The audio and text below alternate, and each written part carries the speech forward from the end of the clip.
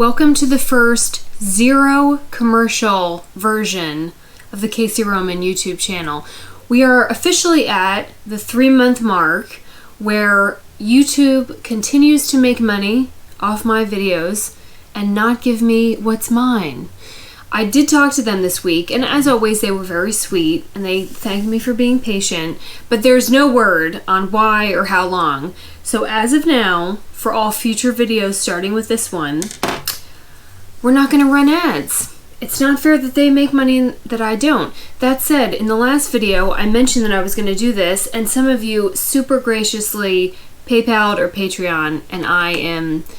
Oh, I just dropped my pen. Very grateful. Thank you.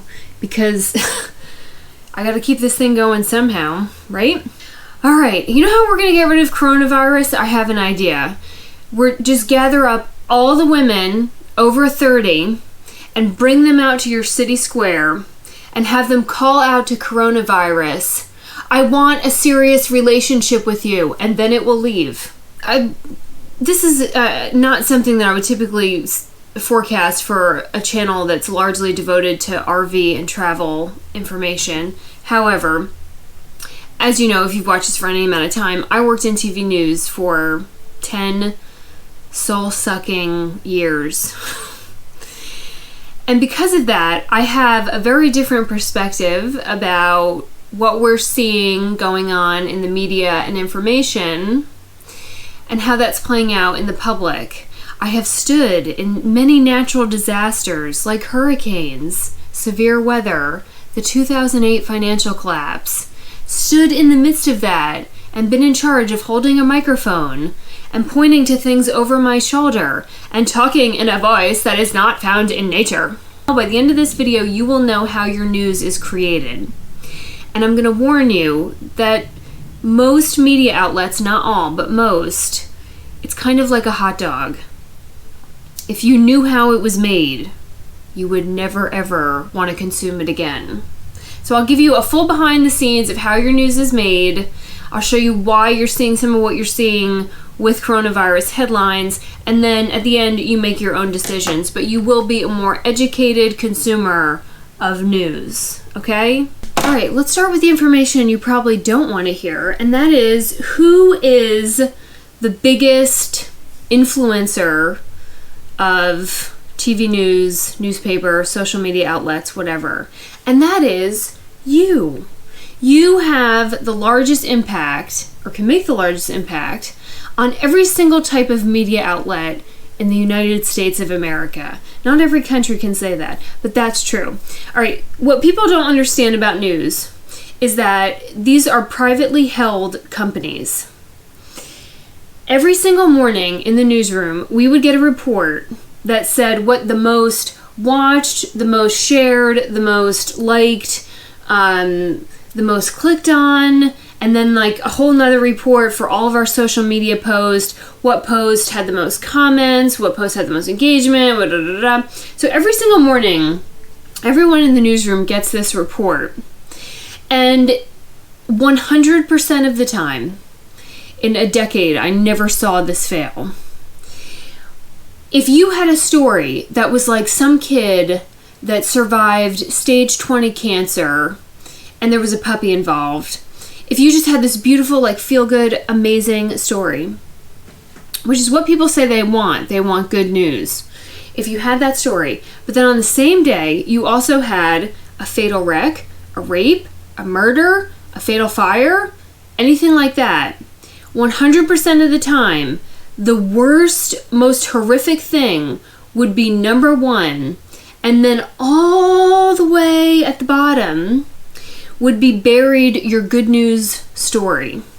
Because while people will never admit it out loud, that is what they click on. They say that they want good news and they want fact-based stories and they want investigative journalism, but given the opportunity to look at a train wreck, they will 100% of the time. This is the same reason why people slow down at an accident. Where's my phone? You'll be reporting at the side of a fatal wreck where these people have just had the worst day of their life.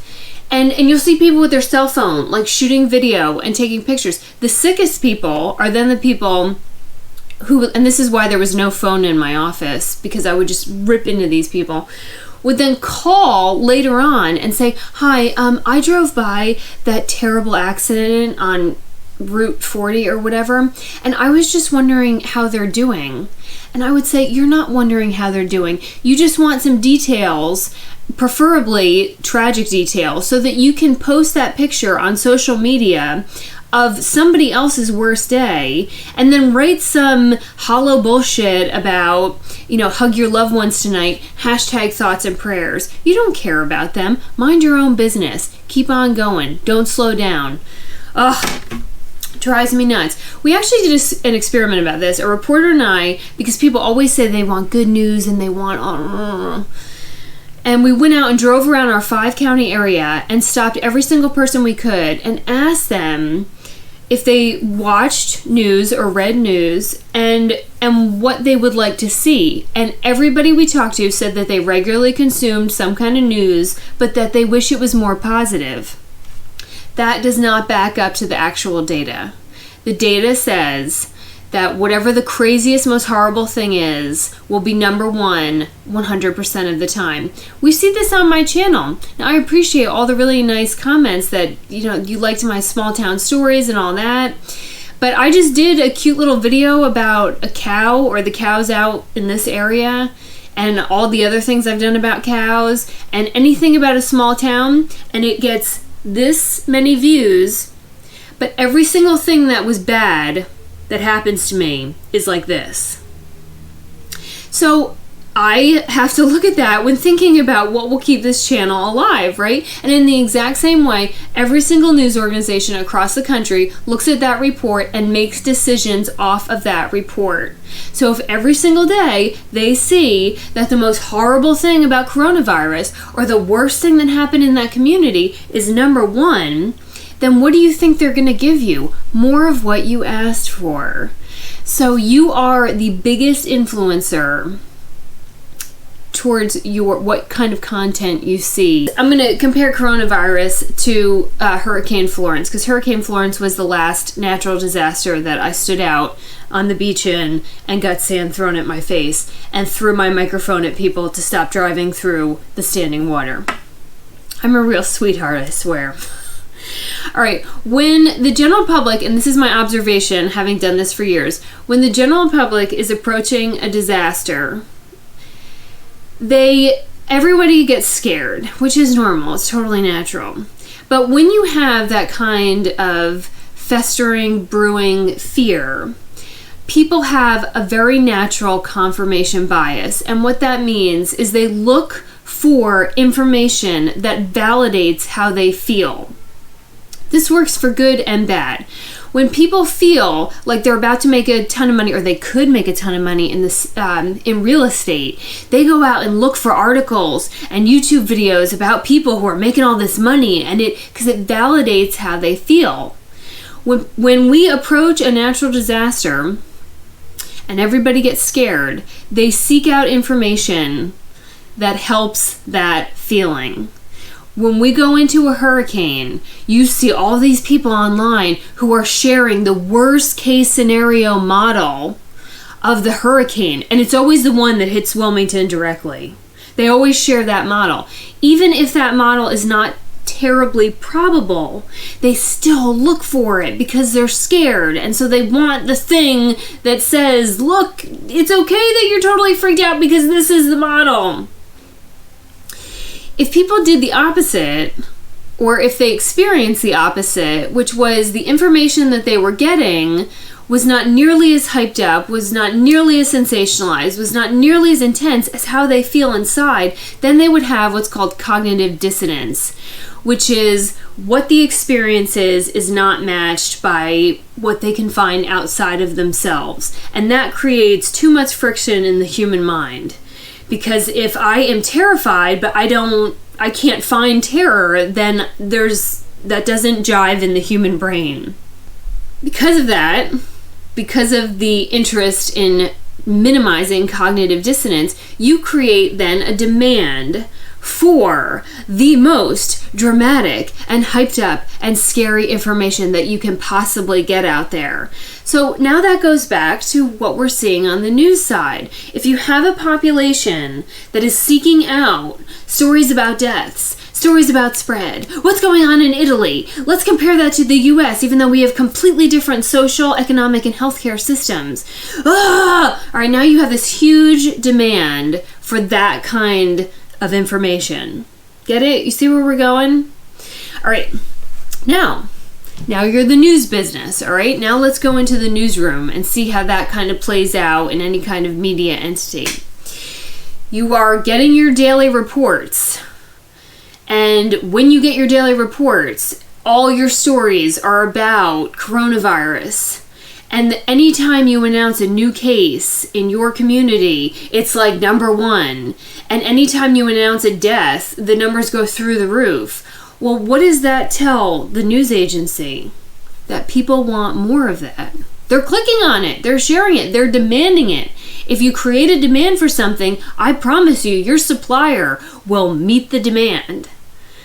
So if you think that the media is going to pull back and say, just lower the tone, stop showing the scary faces on TV when they're saying this stuff, when they sit in press conferences with the president and all of our World Health Organization officials, if you think they're going to moderate their tone, no, because there's a huge demand for horror right now. Supply and demand is one major issue here, but another is, I don't know why I have this laptop up. I'm not using it.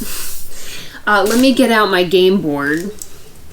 I'm going to show you what game theory is. Game theory is an economic principle that deals with two or more competing populations and how their strategies influence the other. You will have to ignore the motivational quotes I have written to myself up here, because right now I have just submitted my last loan application, and if I don't get it, I'm gonna do whatever possible to become as financially free and never need a bank for the rest of my life as I can. So I've been like listening to all these books about finance and everything and like giving myself little notes.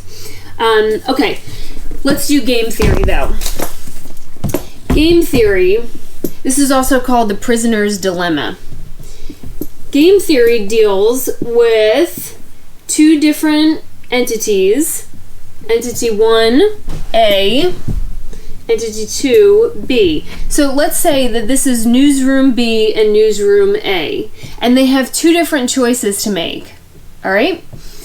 One is, we'll call, we'll just put an M here, and we'll say that that is to moderate their information. So let's say that they decided we're going to do like more bullet points, or we're going to stick to the data, we're going to show both sides of the data, we're going to write really moderate headlines, we are not going to do breaking news every 6 seconds. Let's say that's the moderate approach. And then we'll call this one the CT approach, the crazy train approach. Just get everybody all rustled up. All right, CT, crazy train. Get it? Okay. If both Newsroom A and Newsroom B agree to be moderate, then they get like, you know, a pretty even-keeled outcome. You know, people will still watch, but their outcomes are the same, and two moderates are going to make another moderate result. So that's what they get.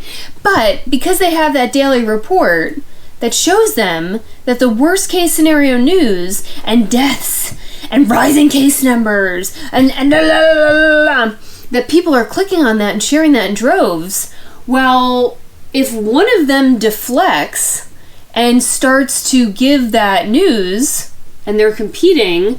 So let's say that Newsroom A goes for a crazy train, and Newsroom B sticks to the original agreement to stay moderate. Well, who wins? Newsroom A wins, because the demand is for the crazy train. The other way around, if Newsroom B goes for crazy train and Newsroom A stays moderate, then Newsroom B wins. they know this. If Newsroom A decided to keep it on an even keel and just stick to the facts and not add any like additional, fancy words or hype the breaking news, they know that people are going to go down the street and start sharing the content off of their competitor. So you get what we have today in the strict majority of news operations, which is both of them go for the most powerful message they can. They both go crazy train, and that's how we get here. And you will never get over here because the demand that is created by the general public still exists out here. Does that make sense? They're not going to lose customers because they start providing a more moderate tone, because the customer will go to the other news entity or will share fake news because they need to minimize how they feel inside, which is freaked out. All right? I hope that makes sense. When I worked in news, we had consultants and strategy meetings and all kinds of different brainstorming sessions for how we could make more seductive headlines, more catching headlines, more engaging content. And so it is actually something that news entities study is how to get you to click. And sometimes that's called clickbait. But there is strategy behind that. So you are not going to find equilibrium with everyone moderating their tone because they all compete in this way to get your attention. All right? I mean, we've gone through full training sessions on, don't bury the lead, which is don't provide a lot of context and like storytelling in the beginning, get the most, and they never use the word sensational ever. It's compelling. The most compelling of video and everything right up front. We use flashy graphics and all that, and it's all designed to get your eyeballs because news stations only make money if they have eyeballs that they can show to advertisers. All right? You don't pay them. You don't pay for news. That's another mistake that people make. When we would like break into Jeopardy because a tornado was barreling down some community and people would be like, I pay $60 a month. No, you don't. No, you don't. If you had an antenna, you would still get that signal. You don't pay for it. All those articles you click on online and read, you didn't pay for those either. What they do is they take the number, and there's periods through the year where they get measured on this, how many views, and then the same thing for social media, how many clicks, how many likes, all that, and all that is compiled into data that then they can go to advertisers and say, well, look, we have all these clicks, we have all these shares, we have all these numbers, and those numbers are what dictates how much they can charge for commercials. So you, the consumer, have a direct impact on what they can make and how many advertisers they can get because you are choosing what to consume. You are the most powerful person in this equation. After 2008, the news industry was like nearly obliterated because all of their commercials predominantly were from car dealerships, and car dealerships were like making no money. So we lost many people, and we used to have photographers and producers and people who ran the live trucks, and now today we have something called a one-man band. I was a one-man band. That means I pitch my own stories. I go out, I shoot the interview, so I do all the video for the interview. I'm shooting the interview while like trying to take notes, which is very difficult to do. I then have to go get all my B-roll, my extra video. I have to get back to the news station. I have to write it. I have to get it proofread, and then I have to edit it, and then I have to go put on all my makeup and then stand outside and like and I have to do that within 8 hours. We never ate lunch. It never happened. Additionally to that, now we have backpacks where you can do your live shot on your backpack. So came in, went to the meeting, drove out, did the interview, shot all the video, wrote it, drove somewhere else, set up my backpack, got a connection with a satellite, set up the camera, jumped in front of the camera and like tried to do a live shot by myself, and then and then you have a show at 4 o'clock, 5 o'clock, 6 o'clock, and sometimes 7 o'clock. So you're live for all those times. My whole reason for telling you that like train wreck of a day that is the average local news cycle is that because you have one person doing the job of like 5, the time that they can reasonably dedicate to fact checking, to confirming sources, to calling a variety of people and getting a variety of opinion is like 0, which is why a lot of reporters understandably pitch the easiest possible story, because their whole day is a train wreck of running around and trying to do all those jobs and then still have all their makeup on and be in front of the camera at 4, 5, 6, and 7. It is impossible to have high quality accuracy, multiple sources, and good-looking video, and maybe a good-looking reporter in that crunched of a day. So that's what's going on the reporter side. On the producer side, producers, whether you're in small town America or a big city, are mostly people who have just graduated from college. They're very, very young, all right? So the producers are going to decide what you see first, what's going to be breaking news, where they're going to put the reporter's story in a show, and in some newsrooms, they have a big say over what content even makes the air. So you have very, very young people who work in rooms without windows and never actually go outside as part of the story, and they are dictating how, when, where you see all that content on your newscast. So that's how that all gets decided. Producers have a big influence over what the people in the United States of America, what even reaches their TV screen. Anchors, the people who sit at the desk, anchors usually don't come in until 2 or 3 because they work the other half of the day unless it's the morning show. And anchors come in and they have all those shows, 4, 5, 6, 7, and then 10 and 11 at night. And so they get all their information from the producers, and they have to practice reading it, and then they rewrite it to like how they would say it. But they don't usually have a lot of say in the content that actually goes on the news. So you have an extremely young population who's making a huge amount of the decisions for what is your news. And then you have these frenzied, running around, trying to do all these jobs reporters who are finding your facts. That structure gravitates towards error, mistakes, information being left out because of how it's set up. I have never sat in a newsroom or meeting where the reporters were like, hey, let's just all go out and like get some completely biased information, and like we won't interview other people, and like let's just sensationalize the headline. It doesn't happen deliberately.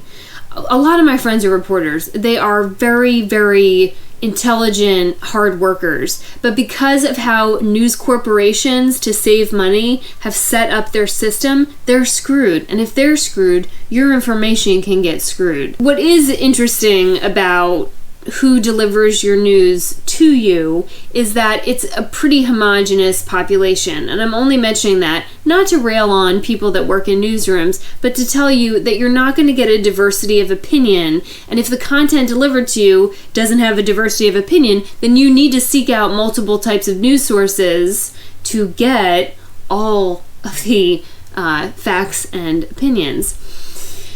News is a young person's game. 1, you're running around all day with that camera and everything else. 2, it's a really low-paid career. When I started news, I made $20,000 a year.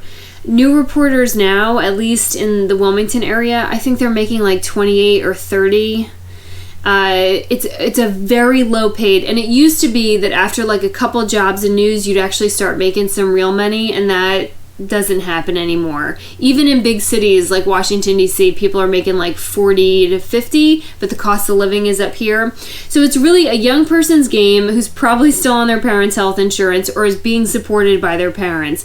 Just look at your reporters anywhere you live. Chances are they're extremely young, because anyone with a family can't sustain that career. So you're only going to get really young people who do not have a terrible amount of experience out in the world. When I was 23 years old, they were sending me on stories to explain property tax. And I mean, I did the best I could, but I don't really understand all the minutiae about property tax. Fast forward to today, and I can have a very coherent conversation about property tax.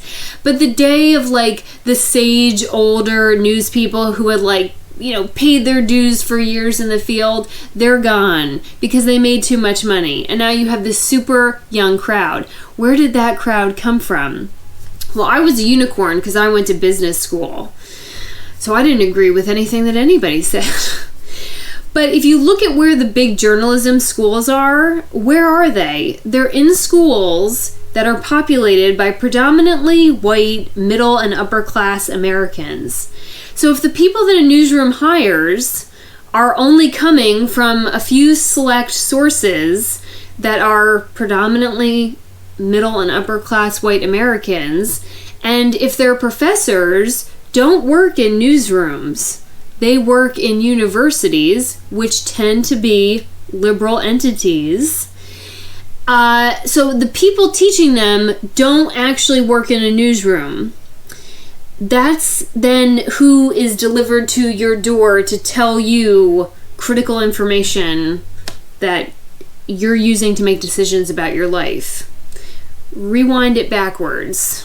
It goes back to the professor who doesn't leave campus, who doesn't work in a newsroom. When I quit my job in TV, I sent some emails out to a university here, and I said, hey, I worked in news for 10 years. I've produced, shot everything, 5 documentaries, pretty much by myself.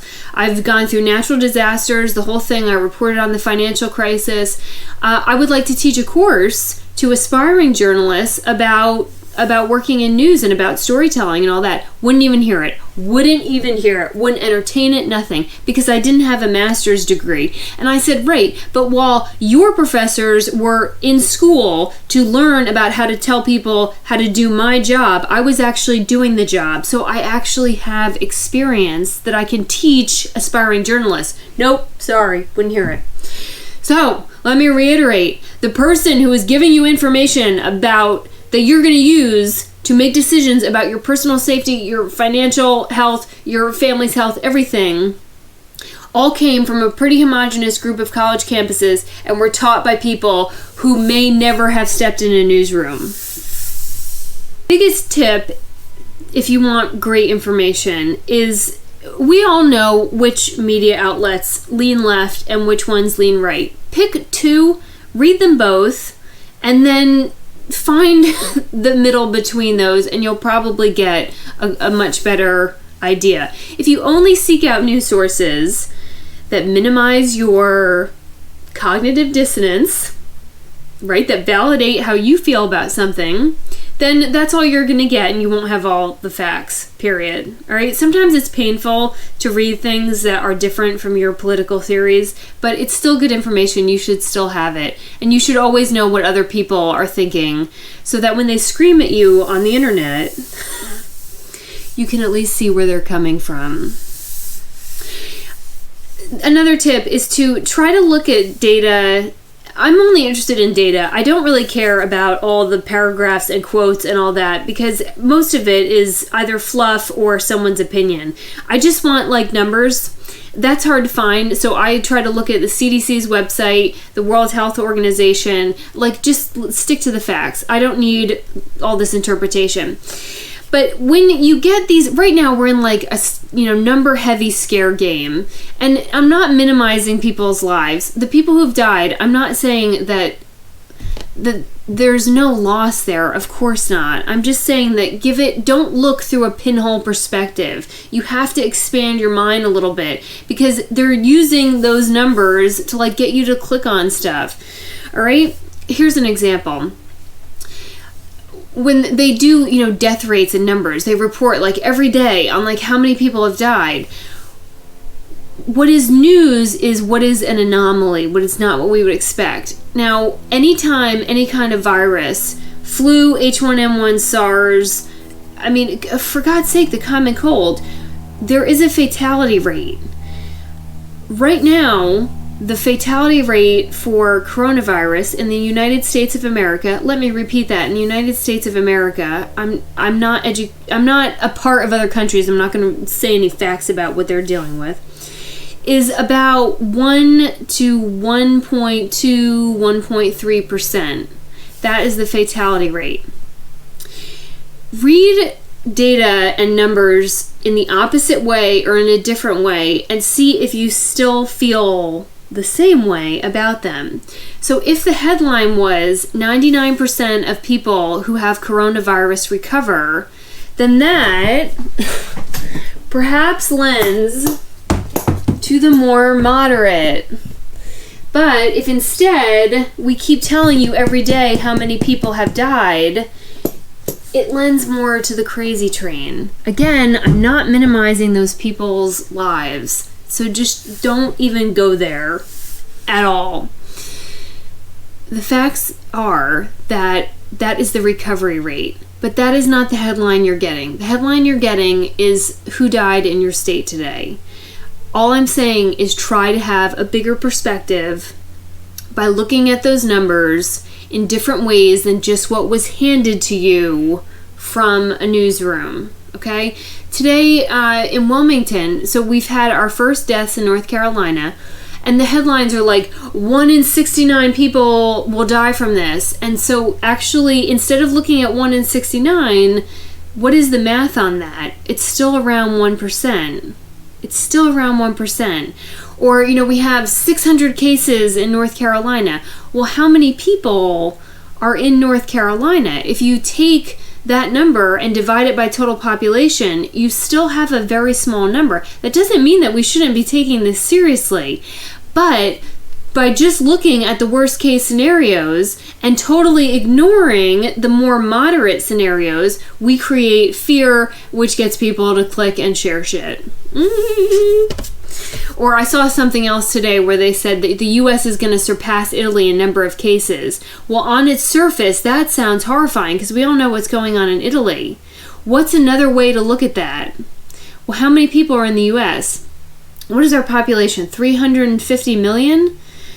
We are a huge country.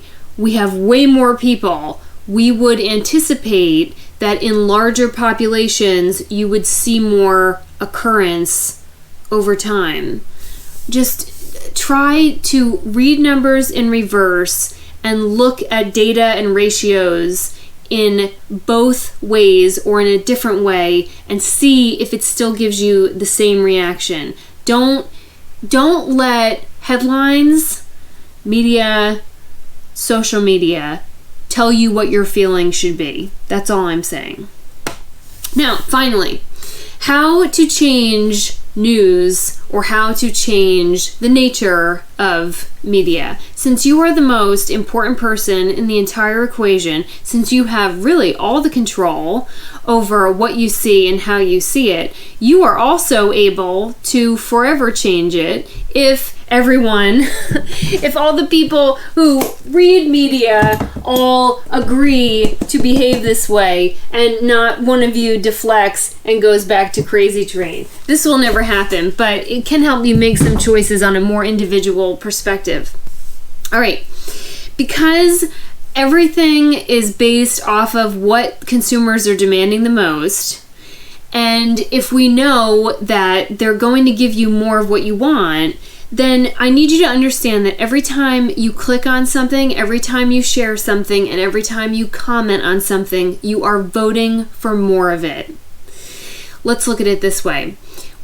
When I worked in Channel 6 here, and something would come up that either was inaccurate or like totally biased, and I would get like text messages from people that would say, "Oh God, people are ripping the TV station apart," and like you should see those comments, and I would say, "No, actually, they're helping their cause." When all that data about the most clicked on, most commented, and all that, it doesn't matter if it's a good comment or a bad comment. It doesn't matter if the person said in the comment section, "You're the worst TV station in the world, you're completely inaccurate, I would never watch you again." All it comes up as on their side is that you made a comment. It doesn't matter the quality of the comment. It doesn't matter if it was criticism. The fact that it was worth commenting now goes into their numbers that they can go back to an advertiser and say, look at the engagement numbers we have here. Look, we've all these comments on all of our posts. You should buy a commercial because look at all these eyeballs. So even if you write something completely ripping a news source apart, all you've done is further their interest and ability to buy more ads because you added to engagement numbers. You see this on YouTube. Now, I'm the unicorn because if you're ignorant and say something mean, horrible, or inaccurate on my channel, I will rip out your soul from behind your eyeballs and tell you to go away. Like, nobody else does this. Nobody. Sometimes you'll see a YouTube video, like we'll say some of the van videos, and people are just like ripping them to shreds in the comment section. Those YouTubers know that all those comments and all that engagement and all those views, even if it's a negative reaction, are making them advertising money because they're getting more clicks. How many times have you been sent a video that says, oh my God, watch this, it's so hard, oh, it's so cringeworthy, it's so bad, you won't believe it. They don't care. They're laughing all the way to the bank. I'm the one who's trying to like stick to facts and not allow bullshittery in the comment section, and I get all my money taken away from me. So like on a financial level, they're smarter than I am. So they'll put up with all that negative feedback because it's making them money. Same thing in any kind of media source. Bad comments, good comments, it doesn't matter. The fact that you made a comment, the fact that you shared it, even if you shared it and said, this is the worst news source in the world, I can't believe you people read them, you still just furthered their cause. So every time you engage, you are voting for more of that. So if you want to change the kind of information that's out there, if you want to demand investigative journalism, if you want to demand that reporters get more time to fact check and to call multiple sources, if you don't like crazy headlines where when you click on it, you read it and you're like, that's not what that was about. If you want to demand that during press conferences with government officials, they stop asking strictly subjective questions and stick to the facts, then stop clicking, commenting, sharing. What just happened? Oh, my light died. Right when I was about to say something profound. All right, now you get a less lit Casey Roman. Here, I'll provide my own light source with my computer. If you want to change that, and if you want a saner, more fact-based news content, then you have got to stop voting for the sensational.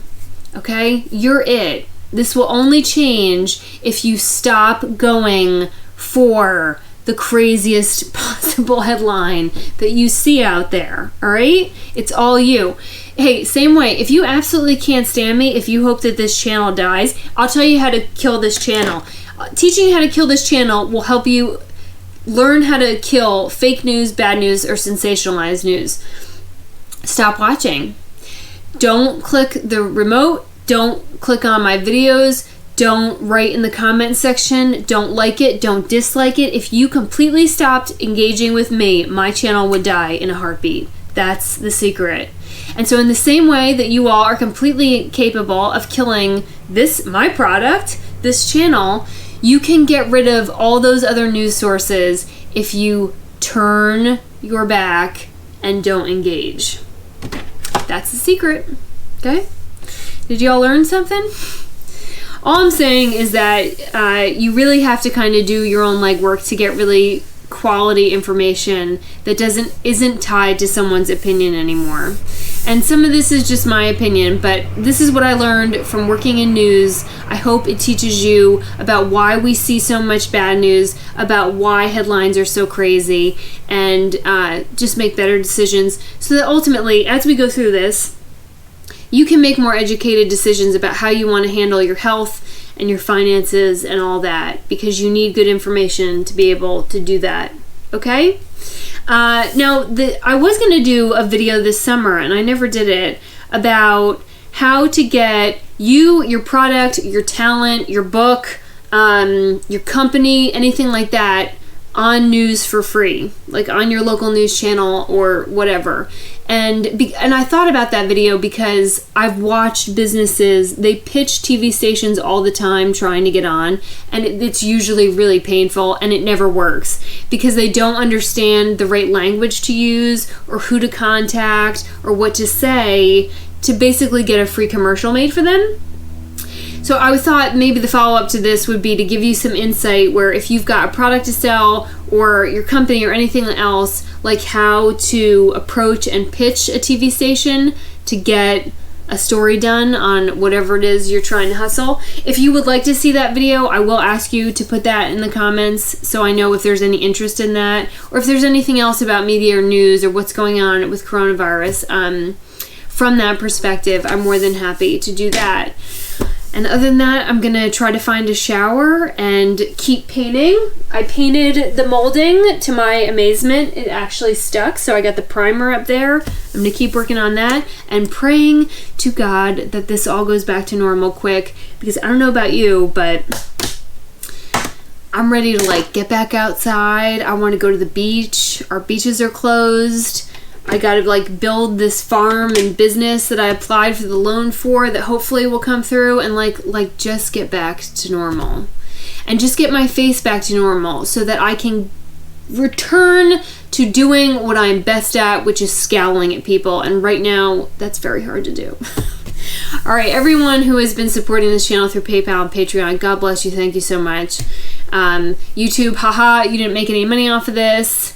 And I'm going to go take these guns to the shower. See you later, weirdos.